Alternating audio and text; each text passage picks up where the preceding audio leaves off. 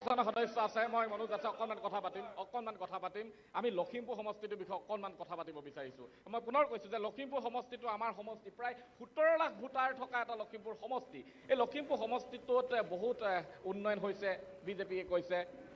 কংগ্ৰেছৰ বিৰোধী প্ৰাৰ্থীয়ে কৈছে যে ইয়াত উন্নয়নৰ কোনো প্ৰতিশ্ৰুতি নাই। তেনে ক্ষেত্ৰত মই আপোনাৰ পৰা জানিবলৈ চেষ্টা কৰিম যে লখিমপুৰ সমষ্টিৰ প্ৰধান দুটা সমস্যা। নহয় চাওক, মই আপোনাক অকণমান 2-3 মিনিট সময় বিচাৰিম, কাৰণ আপোনালোকে আধা ঘণ্টা সময় কংগ্ৰেছ বিজেপিকে দিলে। মূল কথাটো হ'ল যে আপোনালোক কংগ্ৰেছ আৰু বিজেপিৰ সম্পত্তিৰ মত এখন যুঁজ চলি আছে। এই যুঁজখনত কোন জিকে কোন হাৰে কোনো কথা নাই, কিন্তু ইয়াৰ কাৰণে যে অসমীয়া ৰাইজৰ অসমখনতে বিৰাট ক্ষতি হৈছে সেই কথাষাৰ স্পষ্ট। কাৰণ কি কাৰণে মই কৈছোঁ, বিজেপিৰ মূল ইছ্যু কংগ্ৰেছৰ বিধায়ক কিনা, আৰু কংগ্ৰেছৰ মূল ইছ্যু যে বিজেপিলৈ কেনেকৈ যাব পাৰোঁ তাৰ আঁচনিসমূহ প্ৰস্তুত কৰি থকা, তাৰ বাহিৰে একো নাই। মূল কথাটো হ'ল যে লখিমপুৰ জিলাখনৰ বহুত সমস্যা আছে। আমি এজন শিপাৰ লগত সম্পৰ্ক থকা এজন সাংসদ বিচাৰিছিলোঁ, যিজন সাংসদে লোকসভা সমষ্টিটোৰ, লখিমপুৰ লোকসভা সমষ্টিটোৰ বিভিন্ন জাতি জনগোষ্ঠীৰ যিসমূহ অভাৱ অভিযোগ আছে, যিসমূহ অন্যায় অত্যাচাৰ চলিছে তেখেতসকলৰ ওপৰত, সেই অন্যায় অত্যাচাৰ অভাৱ অভিযোগবোৰ সাংসদত উপস্থাপন কৰি তেখেতে সমাধান কৰাৰ কাৰণে পথ বাছি উলিয়াব। কিন্তু আমি তেখেতৰ ওপৰত ভুলহে এটা অনুভৱ কৰিছোঁ। কাৰণ কথাটো হ'ল তেখেতে সম্পূৰ্ণভাৱে মৌনতা হৈ থাকিলে। কেৱল মাত্ৰ তেখেতৰ যিসমূহ উন্নয়ন পুঁজি আছে, সেই উন্নয়ন পুঁজিসমূহ গাঁৱৰ ভিতৰৰ বাহিৰে ক'ৰবাত ৰাস্তা ঘাট দুটা বনাই তেখেতে ৰং চুং তেল মাৰি উন্নয়নৰ প্ৰতিছবিখন দেখাই আছে। এতিয়া মূল কথাটো হ'ল ক'ব দিয়ক নহয় ক'ব দিব। আমি মাত মাতা নাছিলোঁ দেই, ক'ব দিব, একদম মাত নামাতিব, ক'ব দিব।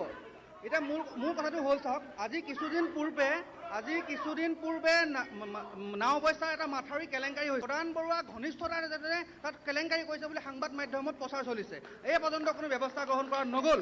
মোৰ 2 নম্বৰ কথাটো হ'ল, আমাৰ লখিমপুৰ জিলাখনৰ 5খনকৈ বনাঞ্চল আছে, 4,570 হেক্টৰ ভূমি অৰুণাচলৰ দখলত আছে। সেই মাটিখণ্ড মোকলাই আনিবলৈ সাংসদজনে কোনো ভূমিকা গ্ৰহণ কৰা নগ'ল।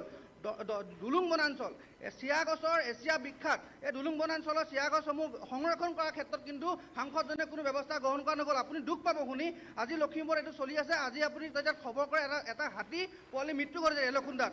ৰেলৰ মৃত্যু ঘটিছে। 5 দিনৰ আগতে 5 দিন হ'ল হাতীটোৰ মৃত্যু হোৱা। 5 দিন হৈছে, আমি সংবাদ মাধ্যমত খবৰ পাইছোঁ। তৃতীয় কথাটো হ'ল যে লখিমপুৰখন আমি সকলোৱে জানো যে বানপানী আৰু গৰাখহনীয়াৰ এটা বদনাম আছে, যে বানপানী আৰু গৰাখহনীয়াকে প্ৰতিৰোধ কৰিবৰ কাৰণে লখিমপুৰ মূল ৰক্ষা কৱচ ভীমবাৰৰ মাথাউৰিত সম্পূৰ্ণ গৰাখহনীয়া আৰম্ভ হৈছে। এই গৰাখহনীয়া প্ৰতিৰোধ কৰাৰ কাৰণে কিন্তু এই পৰ্যন্ত কোনো বৈজ্ঞানিক পদ্ধতি অৱলম্বন কৰি ব্যৱস্থা গ্ৰহণ কৰা নাই। আৰু দ্বিতীয় কথাটো হ'ল শিক্ষা আৰু স্বাস্থ্যৰ ক্ষেত্ৰত আপুনি লখিমপুৰখনত চাওক, আজি গাঁৱে ভূঞে কি কৰিছে, ৱাইন শ্বপৰ দোকান খুলি দিছে। চব বিদ্যালয় আধা আধি বন্ধ হৈ গৈছে। এয়াৰ স্কুল বন্ধ কৰা হৈছে। ইয়াৰ পৰা কি ক'ব বিচাৰিছে চৰকাৰখনে? আমি যিখন চৰকাৰৰ পৰা উচ্চ শিক্ষা বিচাৰিছিলোঁ, যিখন চৰকাৰৰ পৰা উচ্চ মানদণ্ডৰ স্বাস্থ্যসেৱা বিচাৰিছিলোঁ, যিখন চৰকাৰৰ পৰা উচ্চ মানদণ্ডৰ সুলভ মূল্যৰ যাতায়াতৰ ব্যৱস্থা বিচাৰিছিলোঁ, সেইখন চৰকাৰে ডিঙি চেপি কৰ লৈ পেলানি আজি সৰ্বদা ৰাইজক সেইটো সেৱা দিছে। আমি আজি এটা কথা খুব স্পষ্টকৈ ক'ব বিচাৰিছোঁ, দলৰ কথা ক'বলৈ যোৱা নাই। আমাৰ প্ৰতিনিধিজন শক্তিশালী হ'ব লাগে, শিপাৰ লগত সংযোগ থকা হ'ব লাগে। আজি চাব দেই, অসমত 7,000 নিযুত কিলোগ্ৰাম চাউল উৎপাদন হয়, কেৱল মাত্ৰ কিন্তু এটাহে চাহ নিলাম কেন্দ্ৰ আছে। এই কথাবোৰ আমাৰ যিসমূহ জাতিটোৰ লগত প্ৰশ্ন জড়িত কথাবোৰ আছে, এই কথাবোৰ সাংসদত উপস্থাপন কৰিবলৈ আমাক এটা সাংসদ লাগে। ধন্যবাদ।